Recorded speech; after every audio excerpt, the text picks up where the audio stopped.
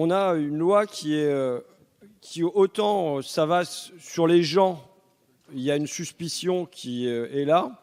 Hier, c'était il fallait qu'il y ait plus de contrôle administratif, je crois bien, sur les policiers. On a envisagé de le faire sur les enseignants, sur les agents municipaux. Et de l'autre côté, sur la finance, il n'y a rien. Il n'y a rien dans la loi pour lutter contre le financement des activités terroristes. Et je ne sais pas, mais je trouve que là, il y a un déséquilibre qui est quand même manifeste. Je vais m'appuyer sur 2 articles. Au moment des Panama Papers, on a ce témoignage de Simon Riondé, qui est chef du renseignement financier d'Europol, qui dit « Le point principal ici est que nous pouvons relier les entreprises liées aux Panama Papers non seulement à des infractions économiques comme le blanchiment d'argent, mais aussi au terrorisme. » On a eu au moment des Swiss Leaks cet exemple avec les financiers, les sponsors, on appelait ça la Golden Chain, la chaîne en or d'Oussama bin Laden. C'est 20 sponsors dans la liste des Swiss Leaks. Derrière des structures offshore au Panama et dans les îles Vierges britanniques, on trouvait un prince saoudien qui a protégé le chef d'Al-Qaïda, l'ancien trésorier d'une présumée organisation écran du groupe terroriste, un autre prince dont l'épouse a envoyé de l'argent à un auteur des attentats du 11 septembre, et ainsi de suite. Je veux dire, là, vous ne nous avez rien proposé pour lutter contre l'opacité, pour lutter contre cette absence de transparence dans tout ce qui est le blanchiment d'argent. Il n'y a rien dans le texte. Autant il y a tout sur les gens, je le redis, autant il n'y a rien face à l'argent. Et moi, alors peut-être que les mesures qu'on propose ne sont pas les bonnes, les amendements qu'on propose ne sont pas les bons, mais ce qui me surprend, c'est ce vide. C'est ce vide dans le texte, c'est que de vous-même, vous n'ayez pas eu l'idée, la volonté d'aller traquer aussi les sources financières du terrorisme. Merci, monsieur le rapporteur. Sur votre amendement, avis défavorable. Madame la ministre. Défavorable. Merci. Expliquez-nous pourquoi, dans tout ce texte, il n'y a rien qui vient s'opposer au financement du terrorisme. On a un vide là qui est immense et il n'y a rien vous ne proposez rien. Que nos amendements ne soient pas les bons, c'est une chose, mais pourquoi n'avez-vous rien proposé? Je vous propose de passer au vote sur cet amendement numéro 263. Qui vote pour? Qui vote contre? Il est rejeté. Je voudrais me fonder sur le livre Nos très chers émirs, puisque je pense que quand même la question du financement du terrorisme est une grande question. Dans le journal du dimanche, en novembre 2015, l'ambassadeur du Qatar à Paris déclarait « Le Qatar ne tolérerait pas qu'on laisse en liberté des individus qui financent le terrorisme ».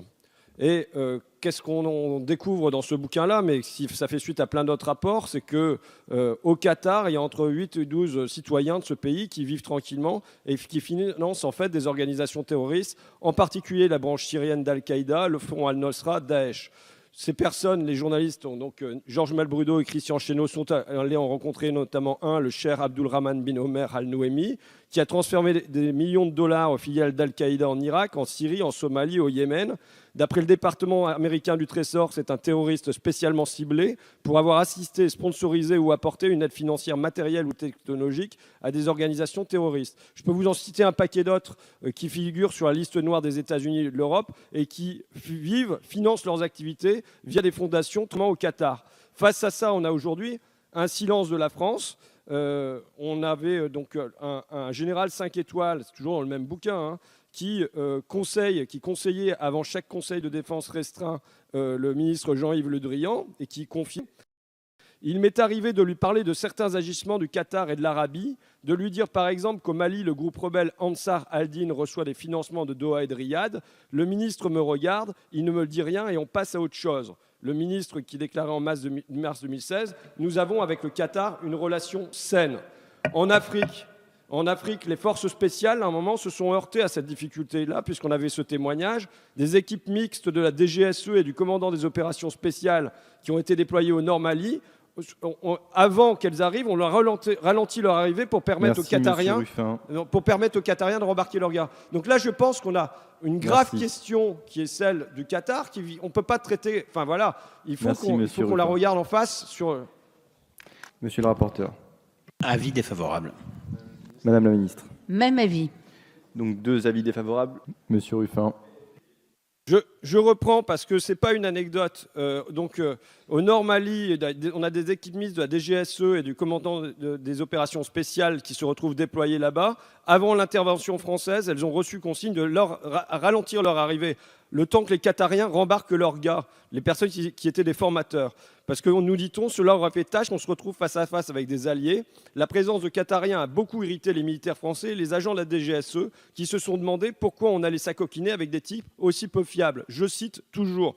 Il s'agit de s'interroger. Pourquoi ce silence sur le Qatar aujourd'hui? Il suffit de lire le premier chapitre de ce bouquin pour voir que notre République, sur cette question, s'apparente aux écuries d'Augias. Ça fait honte, ça fait pitié vraiment quand vous lisez ce texte, de voir qu'on a des ministres, on a des parlementaires qui font la queue à l'ambassade du Qatar pour avoir des billets d'avion, un sac Vuitton, un gros chèque quand même. Il y a des noms qui figurent, il y a des sénateurs, il y a des sénatrices, il y a des députés et EES, il y a un ministre qui était en relation des affaires avec le Parlement, qui tente d'imposer par un chantage une agence de com pour en tirer au Qatar, et qui dit là, il disait à nos diplomates à Paris: je tiens tous les députés et sénateurs de mon camp via les questions au gouvernement. Je peux bloquer les questions hostiles au Qatar ou au contraire les alimenter, mais je n'ai pas à le faire gratuitement. Il voulait imposer son homme de confiance et toucher 10 000 € par mois au passage.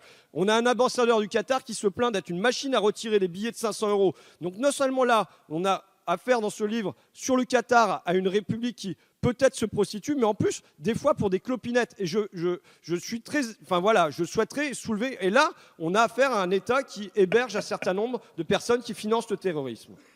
Merci.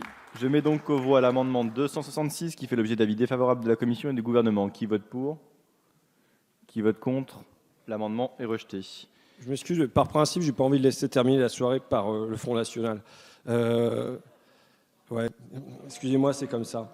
Je voudrais donner mon sentiment, un sentiment qui va peut-être paraître nunuche, y compris à la seule de mes camarades qui est restée ici. Ce que je veux dire, c'est que on vit il est tellement simple de tuer. Je veux dire, il suffit d'avoir une bagnole, on fait n'importe quoi, même sans flingue, on y arrive. De toute façon, on peut être en faveur d'un certain nombre de mesures qui sont proposées sur le contrôle de papier, sur la surveillance, quand bien même on mettra en place ce qu'on a proposé sur le financement des organisations terroristes, le contrôle de ça.